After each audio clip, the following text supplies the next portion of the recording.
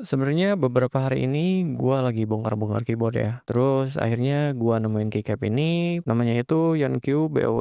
Di dalam boxnya udah dapet keycap puller juga, lumayan. Build-nya ABS, PBT double sub tentunya. Jadi hurufnya nggak bakalan gampang pudar, tapi dia nggak bisa tembus cahaya ya. Dan ini profilnya cherry, total dapat 121 keycap. Dan gua sekarang sebenarnya lagi pegang 3 keyboard juga ya. Ada Mad 60, Aula Hero 68, sama Gamen Titan 5 Neo RGB. Dan gua masih mikir nih, menurut kalian mending gua pasangin kemana dulu? Kalian tulis di kolom komentar ya.